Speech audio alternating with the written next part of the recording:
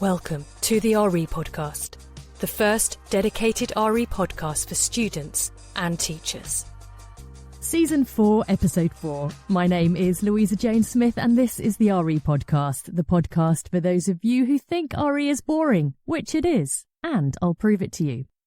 In this episode, I'm going to be talking to Gary Keogh, PhD, RE teacher, lecturer, doctor of theology, musician, marathon runner and author. We are humbled. And we are going to be discussing knowledge. How do we know things? What is true? And we'll focus mostly on science versus religion.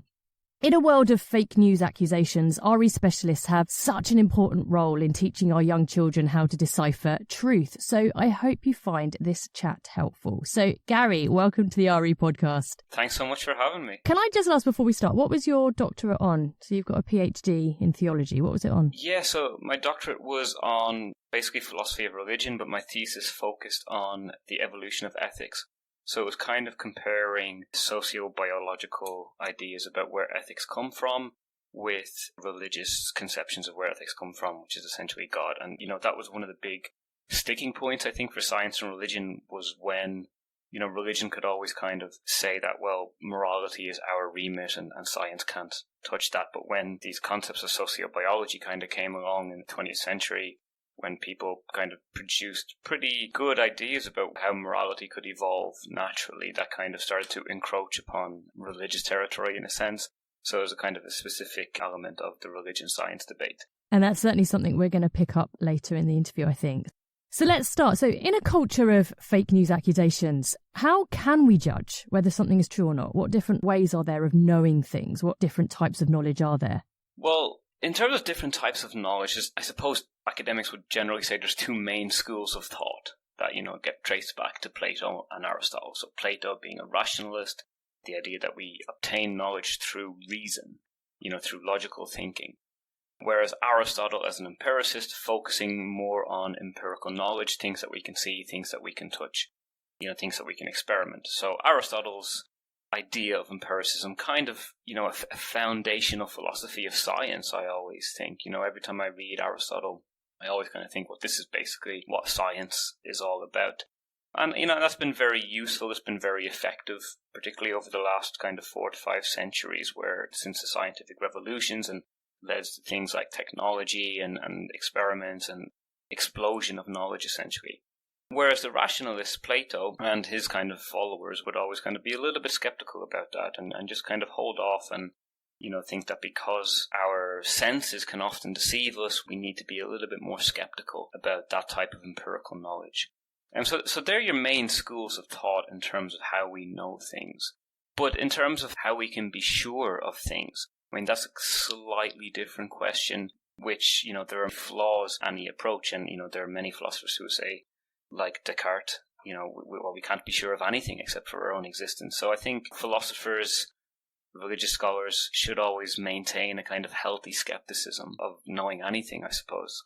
So we've got empiricism, we've got knowledge gained from testing, from experiments, from observing things, and we've got rationalism, which is using logic. Is there any one of those that you feel more reliable? Because we certainly live in an age where scientific knowledge is heralded as the sort of pinnacle of knowledge, that you shouldn't believe anything unless there's evidence to support it, empirical evidence. Right. Would you say that that is true?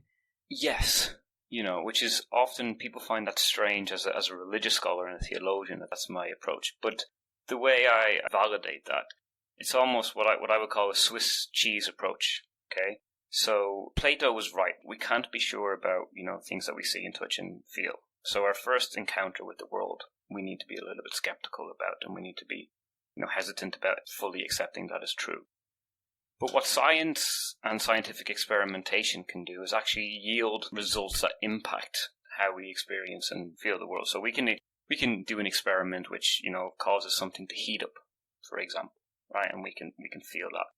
That's almost like a second level of knowledge. And we can continue, as we continue to build upon those basic scientific principles, that concept, those basic scientific principles get stronger and stronger and stronger because everything is built upon it. So for instance, let's look at, the concept of copper conducting electricity or something like that. We have this as a foundational concept and pretty much our entire infrastructure in our world continues to be built upon that. So every time we use electricity, every time we use our, laptops or phones or light switches, that's giving us an extra little piece of evidence. So it's almost like this Swiss cheese effect that, okay, we can be a little bit skeptical the first time we try it. Then the second time we try it and it works again, it's like an extra level of, I won't use the word proof, it's an extra level of evidence, and so on and so forth. And philosophers of science, someone like Karl Popper, great philosopher of science, will say, well, we can never be sure that there's not some small piece of copper pipe buried in the Amazon jungle that doesn't conduct electricity, okay? That's always a possibility. The likelihood of that happening is very slim. So, that's why I use this idea of the Swiss cheese approach, so that layers of evidence and the more we kind of stack on top of our foundational scientific principles, so our laws of gravity, laws of thermodynamics, laws of coalescent bonding or stuff like that. Every time we build something upon that, it's further support and further evidence of that type of empirical knowledge. And I think as a theologian, a lot of religious people kind of shy away from that, or are afraid almost to acknowledge that success, which I think is, I don't agree. I don't think that should be the case. So, if I'm right, you're kind of saying that empiricism or scientific testing cannot actually give us absolute truth. It can just give us our best guess based on the evidence that we have, and the more evidence that supports it, the more likely it is that is true. Yes. However, absolutely right. But our best guess is pretty good. Yeah. And it's more than pretty good. It's really, really good, yeah. For most things. Mm. Yes, there's holes in it, okay? And there are some aspects of empirical knowledge or scientific knowledge that are more open potentially to, revisions, review. There are things that are more secure. There are things that are less secure within that. So, with some things, yes, it's best guess. But with a lot of it, the majority, it's best guess, but it's a really, really, really, really good guess. Yeah. And actually, we don't know the effect of, what is it called, observer effect. So we don't know that this only happens when we're watching it. We don't know what would happen if we weren't there to observe it. Oh, yeah. So that's another feature of science where I think science, to kind of backtrack a little bit, one of the main issues in terms of the observer effect came about from this, discovery of quantum physics, and that particles tended to behave differently when they were being observed, right? And so I think a lot of people got unduly excited by that and saying, oh my God, science doesn't really know anything, because it changes when you're watching it, right? And everybody got really kind of, well, this is a fatal flaw in science. But I forget the exact number of nines, but it was something like still predictable within 99.9999% of cases. I forget how many nines go after the decimal point there. Mm. So, yes, there is still that 0.00001% chance or whatever that, things will behave differently if we're not watching it. But for me, if you ask me, like, am I confident in that 99.99? Yes, I'm pretty confident in that percentage, yeah. Absolutely. What is it you think in the 21st century hinders our ability to judge truth? Okay. Yeah, there's a couple of things. It's a really excellent question, and how we judge truth. And truth, that's a very broad term. It casts a very wide net, okay? So are we talking about truth in terms of the truth of gravity, the truth of the theory of evolution, stuff like that? Or are we talking about truth in terms of right and wrong? Are we talking about truth in terms of fake news and like vaccines or, stuff like that? So I think in the 21st century, we're kind of moving a little bit away from philosophy here, but I think we have some kind of a lot of cultural impediments to our understanding of truth. As a society, we've become quite lazy in terms of our need for constant gratification. That if we can't find the answer within 2 minutes of a Google search, then we tend to give up. And we tend to gravitate more towards sound bites, towards things that can be fit into 140 characters on a tweet. And there's those kinds of cultural biases, I think, that are a big hindrance to our understanding of truth. But also our, kind of lack of humility. We're often afraid to be wrong, and we seek confirmation biases. And we know that the main way most people find out things now is through the internet and through YouTube and social media. And we know that there are algorithms at work that lead those things to become echo chambers and that will change your Google search results depending on where you are, depending on who you are, to fit more with the political ideology or whatever that you tend to be involved in. So there was some cases, I don't know if you've seen that documentary on Netflix last year. The Social Dilemma. Yeah. The Social Dilemma, yeah, that's right, where they said, depending on where you are in the United States, Googling climate change will bring about different results. So there's a lot of really kind of pernicious aspects of, I think, modern culture and modern research and how the vast majority of people obtain their knowledge, which, really does hinder and confuses people. And that confusion leads to resentment. I mean, people don't want to be confused. People want to get given straight, clear answers so that they can rest easy and not have to worry about these types of things. I mean, let's look a little bit deeper into science and religion, particularly in terms of their approach to some of the big ideas. So let's start with cause. What are the similarities and differences in their approaches and their conclusions about what caused the universe? Okay, yes, it's another excellent question. I think a lot of the kind of answer that many people will wheel out in response to that question is something to do with distinctions between the how and the why.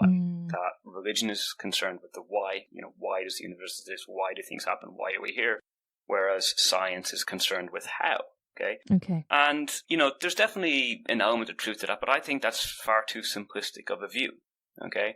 I think that when you actually look at the origins of science, the origins of science essentially came from Christian monasteries and religious scholars wanting to know more about the world.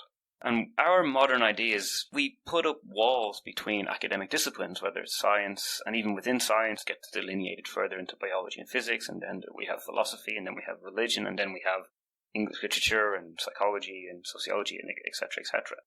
But that's a very modern idea that we have absorbed as a culture and instilled into how we try and discover stuff and how we try and learn. That they are not ontological delineations. There is no reason necessarily why we have to divide our knowledge up like that. So religion and science, in their origins, were always kind of asking the same questions. And maybe there are slightly different methodologies. And that can, again, be traced back to whether you're more in favor of rationalism or empiricism, okay? But really, people like St. Thomas Aquinas and those kind of early monastic scholars, they wanted to know more about the world. They wanted to discover more about the beauty of the world. They wanted to discover more of God's beautiful creation and so forth. And that led them down the road of science. They discovered, I was like, well, if we apply this particular set of criteria and we apply Aristotelian logic, so Aristotle's concepts of empiricism were very much looked down upon in religion for the first kind of millennia of the church's existence. And Thomas Aquinas kind of brought it back into fashion. And that concept, that way of thinking of exploring cause and effect, gave birth to science. And I think religious scholars and the church in those early days just felt that these processes will eventually lead us to God. Yeah. And then they started throwing up some results that they weren't expecting. Like, the Earth is not actually the center of the universe. Whoa. That's now scary. Okay, science is, I don't really like that, and so on. And that was really where science and religion began to diverge. Do you know sort of around what time period we're talking about here? So we're obviously talking about the sort of time of Copernicus, where are we now? When did science and religion sort of start to diverge? Yeah, so it was in around Copernicus. Yeah. Okay, so Copernicus was a very committed Christian, and he died before his work became very famous, so he kind of escaped the scrutiny that was eventually laid upon him, and so Galileo had to kind of take it up. But even Galileo was, again, a very committed Christian. He wrote many, many books about Christianity and his ideas about finding God through his search in the stars and things like that, and very, very profound instances. But I think the culture at the time and the kind of authoritarian nature of the Catholic Church at that time became very hesitant and became oppositional. And some others have, actually interpreted it. We often get this narrative that Galileo came along and started to challenge the church and they persecuted him for that. But actually, the church were upholding the scientific consensus at that time. Because the scientific consensus at that time was that the Earth was the center of the universe. And Galileo, he turned out to be right, obviously, in history, in hindsight. But at that time, he was a rogue scientist going against the scientific consensus. And the church were defending that, obviously wrongly and inaccurately. But again, it is another one of those misconceptions, I think, about that the science and religion conflict. And we often kind of point to Galileo as the first real warrior in the war of science and religion. And obviously Darwin, was a religious person and held Christian beliefs. Yeah. And actually it was his theory that's probably provided the biggest challenge to the Christian belief of cause. Yes, absolutely. Darwin had his master's degree in theology. He studied to be a priest or a reverend, I think, in the Church of England, actually. And I always find it interesting. I mean, Darwin was really obsessed with William Paley, the natural theologian. Yeah. And this is why it's so interesting. They were asking the exact same question. Yeah. scientists, religious people, I think just human beings, we want to know where we came from. We want to know that we have this inherent curiosity that kind of guides us towards science. And many Christian scientists will wax lyrical about the fact that their religious beliefs spurs them on to do science because, they want to know where this incredible, beautiful world came from and how it got here. And our logic, our thinking, our intellect are great gifts that should be used to the fullest. I mean, it's interesting because we've almost got three groups. We've got groups that believe that the Big Bang created the world and God had nothing to do with it. We've got groups that think that God created the world and the Big Bang had nothing to do with it. And then we've got those people in the middle that think that somehow there's a compatibility between belief in God and the Big Bang. Where do you sit within those groups? Okay, so I kind of borrow a phrase from my PhD supervisor, Willem Dries, who people who have investigated the religion science debate will probably be aware of his work. But he came up with this concept of limit questions. And this is where I kind of tend to fall in that.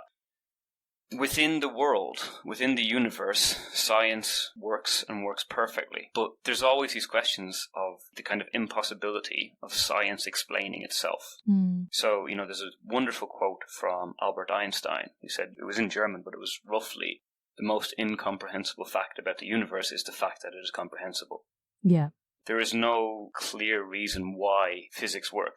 And as far as we know, and I would certainly agree with this, and certainly most scientists I'm sure would, and I'm sure some religious people would disagree, but I would agree that as far as we know, there has never once been in the history of the 14 billion years of the universe in any corner of it, there's never been one instance where the laws of physics have not worked perfect. Yeah. And that's the miracle. But what we need to ask ourselves is why is that the case? I mean, where did those laws come from? How did they emerge? And, and scientists, like kind of the camp who say, God has nothing to do with this, will say, that's a meaningless question. Yeah. Okay, that's a meaningless question. But I think I lie more in the camp of, well, actually, I think it is a meaningful question. Yeah, we get to the limits of the universe kind of encompass or surround the limits of science. Science we can't exit the universe to then examine it. It's like the measuring stick which we use to measure everything. We have no way of knowing how that came about, or is that accurate, or things like that. So science could observe these laws and explain how they work, but actually cannot say how they got there. Essentially. I mean, we've got to be careful not to do a sort of God of the gaps type theory where science can't explain this, so it must be God. I think that would be a massive jump in logic. But yes, that there is maybe room for religion or something outside of science to try and sort of have a full explanation of what happened. Yes. I'm just reminded of, you mentioned Einstein there, so I don't know if I'm going to get the quote right, but that science without religion is lame. Yes. Religion without science is blind. Yes. And I think that there is this idea that the two working together is actually a really lovely harmonious relationship. And if you try and take one away, then actually you don't have a complete full understanding of the reality that we find ourselves in. Yes, absolutely. Yes. So it's that idea that, science, for all its amazing successes, is going to have certain limits to it. Yeah. It has created its own systems of measurement and has created its own barriers. But what religious people, what philosophers want to analyze science as a whole, as a concept. Yeah. And you can't do that from within, essentially. Absolutely. Let's move on to something which I know is a bit of a specialist topic for you, as you mentioned earlier, and let's have a look at the idea of morality. Is morality just the remit of religion, or can science offer us any sort of insight into that? So short answer is no, I don't think that morality is just within the remit of religion, or even moral philosophy. And a very easy example to do that is, if we want to decide on, make a moral judgment about something, let's say if I want to hurt somebody, and we're going to make a moral decision about that and to say that it's wrong. Okay. I'm using my kind of scientific empirical knowledge to assert that if I hurt this person, it will cause them pain and suffering. That's a scientific statement. Okay? Yeah. So that's a fact. And we build our moral decisions based upon those facts. Yeah. So that's one very basic way in which, we use the facts that we obtain from science, okay? If you want to detonate an atom bomb, we can do this. So our facts, our science, our empiricism will lead us to the factual conclusion that will, lead to destruction and pain and suffering. Morality is about cause and effect, yeah. And science tells us what the effect is going to be created by whatever cause. Exactly right, yeah. Okay. And there's a whole range of stuff that obviously goes on top of that, so decision-making about whether it's actually right and wrong and what value we attribute it and so on and so forth, and that probably is within the realm of whether moral philosophy or religion or whatnot. but it's based upon factual statements. If we could not be sure that our actions lead to certain effects, they're scientific statements. That's one way.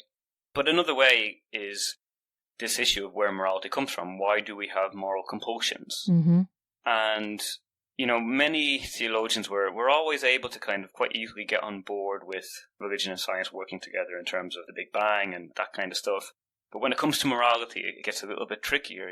Religious people don't want to relinquish any of that explanation to science. But I think, science have made pretty substantial inroads into explaining some of those questions. And at this point, we're moving, it's often called science, but it's not quite as scientific as, mixing chemicals together. So what we're talking about now is the rough field of study known as sociobiology. So how does evolutionary theory affect our behavior? Mm-hmm. It's not as empirical as traditional science, I suppose. Yeah. And, so we have a number of different ideas as to why morality evolved. Did morality evolve to help us work together as a group, and that would kind of lead to our evolution and help us, in the survival of the fittest? So groups of individuals, whether they be birds, bees, ants, human beings, if they worked together, they had a better chance of surviving. And so therefore, those kinds of characteristics are selected for and get carried on to the next generation, and so on and so forth. Mm-hmm. And that's one way. Richard Dawkins had the very famous selfish gene theory that we have a compulsion to help our fellow humans because our genes recognize copies of ourselves in other people. Okay. I think that's quite a convincing theory, actually. It's very odd for a theologian to say that they're more convinced by a theory by Richard Dawkins, but I think it also goes some way into explaining things like racism. We have more of a compulsion to help people and be nicer to people that look like us. Yeah. And there's kind of some natural explanations in that. And there's a couple of other kind of similar ideas that float around, which, again, to me, they seem quite convincing. And the theory is that, all of these ideas kind of work together up to a certain point. Yeah. And that explains particularly why we see morality or altruistic behavior in bees, in ants, in birds, animals sacrificing themselves to save their children, things like that. But when it comes to human beings, everyone agrees, as far as I can tell, pretty much everyone that I've ever read agrees, including the likes of Richard Dawkins and hard-fast atheists, that human beings are special. Our consciousness is so far developed that we can either suppress our animalistic instincts, we can turn away from them. They definitely play a role in how we behave, but they're not in control of us in the same way that they are in control of animals or other species. Yeah. So we may have developed these social compulsions for various reasons, but we are now at a stage in our evolution where actually we have developed a kind of unique system of morality where we want to help each other.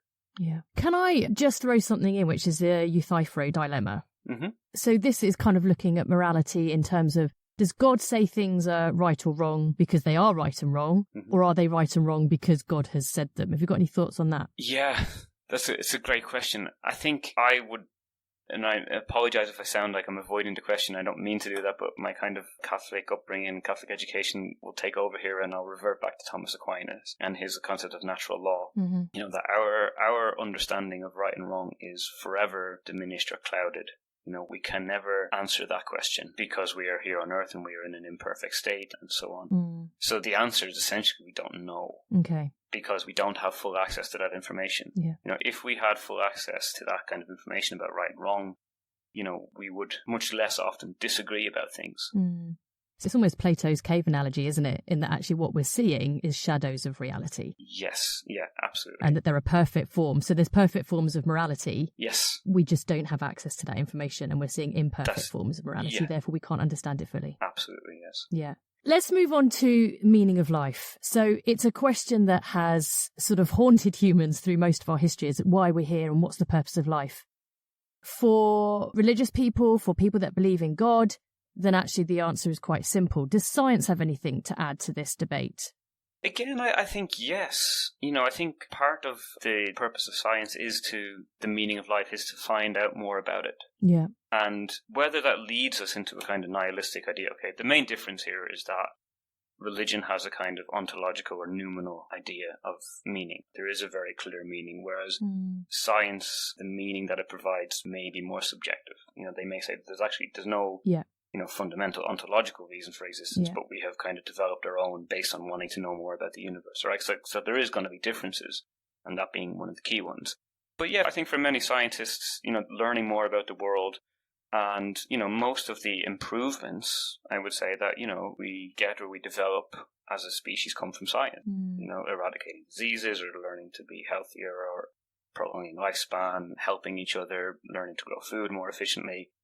Most of those things that have benefited humanity have come from scientific enterprise. So, there's a meaning in that. We can use science to help each other. Absolutely, we've used science to destroy each other as well. There's no question about that. So maybe that meaning is kind of more subjective.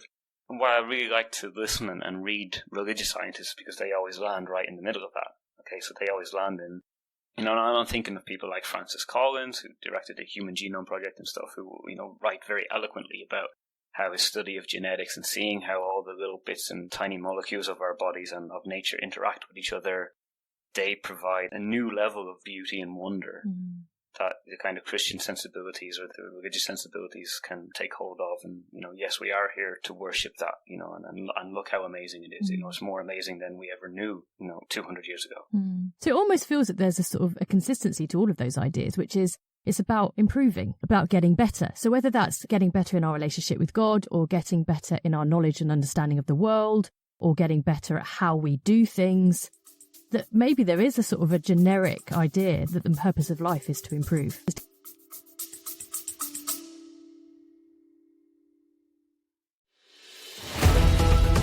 In the Injil Sharif, Hazrat Isa al-Masih taught, "Blessed are the pure in heart, for they will see Allah." Many religious people are obsessed with outward purity, but Allah Ta'ala is concerned about the purity of our hearts. According to this ayat, we can only draw close to the Almighty if our hearts are pure. Come learn how Allah Ta'ala wants to purify your heart on the Injil from Lessons podcast.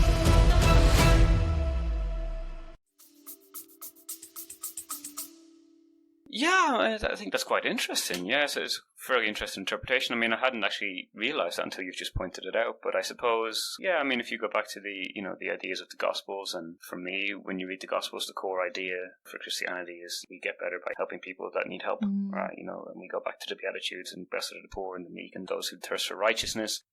So, you see that, you see that there as a kind of core principle of Christianity. Again, going through the centuries, Thomas Aquinas and the emphasis on education and learning as one of his 5 precepts of existence, that's what we should do. We should learn more about the world. Yeah, so I've never actually put all those together, but I think you probably could do that. You could say that, yeah. And interesting, I'm currently researching an episode on the Beatitudes. So it's interesting that you mentioned that, so thank you. Okay, all right. Let's talk now about whether it is possible to empirically prove religious belief. So things like the existence of God or the existence of life after death. Do you feel that science will ever or could ever prove or disprove those things? Will ever, I think, no. Okay. Could ever, I think, yes. So I think that conceivably it is possible. And I'm thinking the plot of some very awful sci-fi movie that hasn't been made yet. We can exit the universe and we find God there, okay? You heard it here first. I want rights. So yeah. So I think we have to say that, in theory, that conceivably could happen. I mean, will it ever happen? I don't think so. I think there are some scientific limits to exiting the universe, as far as I recall from reading somebody. So I don't think it will ever happen in reality. But I think conceivably, I think it could. I think we could have empirical proof of God. If God visited Earth and allowed us to experiment and all that stuff and investigate it, well then, I think you'd have to say there is some way in which that could possibly happen. And, I think I remember having a debate with an atheist, many years ago. He was the head of Atheist Ireland when I lived in Dublin. And I kind of put it to him that, if we had like a box and in this box was the answer, definitively, somehow, we would both have to accept it. So I think, conceivably there is an answer to that. It is a question which there is an answer to. Either God exists or he doesn't exist. We often like to talk about, truth can be subjective and everybody's opinion is valid and stuff like that. And that is true in many respects. But there are some questions like that. It's not to do with subjectivity, or there's an answer to that question. Yeah. Whether we will ever know it, I don't think so. But is it possible to know it? Conceivably, yes. It's interesting because I think you're right. Our students are really pluralist and they genuinely believe that if you believe in God, he exists. If you don't believe in God, he doesn't exist. But the reality is he either does or he doesn't. He can't do both. Right. Yeah. So that's an interesting one. Yeah. Gary, if you could wake up tomorrow and one piece of science wasn't true and one part of religion was, what would those things be? Okay, so if that were possible, and if that happened, I mean, I would love to. I mean, obviously it's not, but if it were to happen, scientists would come on Sky News or whatever and say, actually, we got climate change wrong. Yeah. It's not happening. Yeah. The Earth is not deteriorating at a rate that we think it is. And obviously that's never going to happen because we're very, very sure of that. But I think that's one area of science which is just so demoralizing and difficult to accept. Not difficult to accept intellectually, but difficult to accept kind of sentimentally, I guess. So, yeah, I mean, I really wish that was not the case. In terms of something of a religious idea, and maybe this contradicts what I had just said in the previous question, but the philosopher John Hick had this famous idea of mountain paths, that every religion is, on its way up to the peak of a mountain, and they're all taking different routes, and they all have elements of truth. Yeah. And if there was a religious idea that could be true, I mean, I think conceivably that could be true. And I think that would bring about an era of peace in the world that, we've never had before. And I think, it's only if we do view religious dialogue in some kind of sense that we can both be right somehow. I mean, it's a very difficult concept to imagine because we do get those questions like, either God exists or he doesn't exist, so therefore either Buddhism is wrong or Christianity is wrong. Or, either Jesus was the son of God or he wasn't. Therefore either Christianity is wrong or Judaism is wrong. So I think it's very difficult to imagine that. But most discoveries that we've had over centuries would have been inconceivable to previous generations. So like an iPhone would have been inconceivable to people, 60 or 70 years ago. So that's why I'm kind of holding out hope a little bit on that one. So if there is a religious truth, and again, it's not a very central religious idea, but it's an idea that, somehow all of the different religions can kind of harmonize at some point in the future. Do you know what? One of the most seminal moments in my religious journey was in the late 90s at Birmingham University, and I was in the theology reading room, and I read John Hick's theory about the mountain of truth, and it changed me. And at that point, I was quite an evangelical Christian. Okay. And that it just did something in me that I just thought, I want that to be true. And then later on, it was the blind people and the elephant. Yes. And that actually each human being has such an imperfect or fraction of the truth that actually the whole truth is bigger than all of those ideas, and combine things that seemingly feel contradictory. So the idea that there is a God and both isn't a God seems contradictory. But actually, as you say, our knowledge is limited. So there might be a whole host of knowledge that we haven't yet discovered that allows those things to be true. So yeah, that really resonates with me. Right. Gary, it's just been delightful, and thank you so much. Is there any final thoughts you'd like to leave our listeners with? Yeah, I mean, I suppose the main thing, and especially if they're, kind of religious studies students, listening to your podcast or other teachers, I mean, my kind of main thing is to forget, or certainly not view religious studies as a kind of people arguing against each other.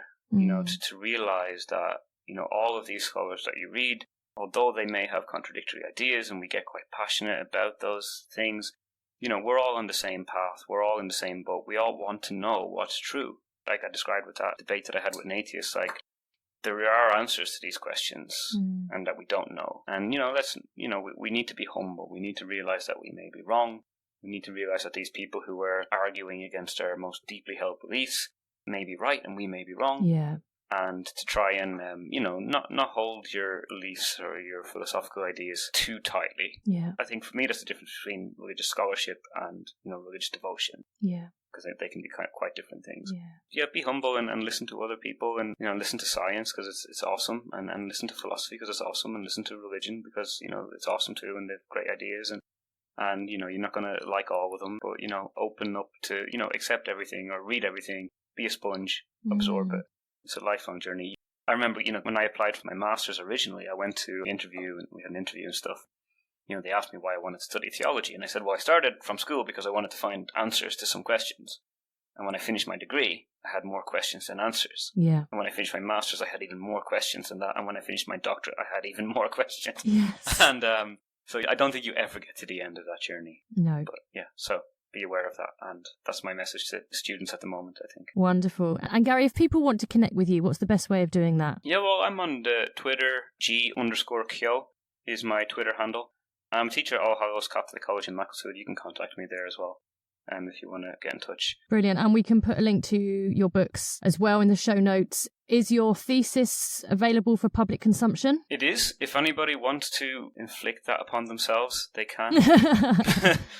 So humble. Yeah, that's available. I can give you the links to them. Fabulous. Yeah, we'll do that. Gary, thank you so much for being part of the RE podcast today. Oh, it's been my pleasure. Really enjoyed the conversation. Thank you so much. As always, I'd love to hear your comments, thoughts and questions on today's episode. So tweet me at the RE Podcast 1, or Insta is at the RE Podcast, or email me, Louisa Jane Smith at therepodcast.co.uk, or you can get in touch via the website, www.therepodcast.co.uk. So there is no excuse not to get in touch. And there'll be lots of links and show notes and worksheets for you all there as well. My name is Louisa Jane Smith, and this has been the RE Podcast, the podcast for those of you who think RE is boring, which it is. We just proved it to you.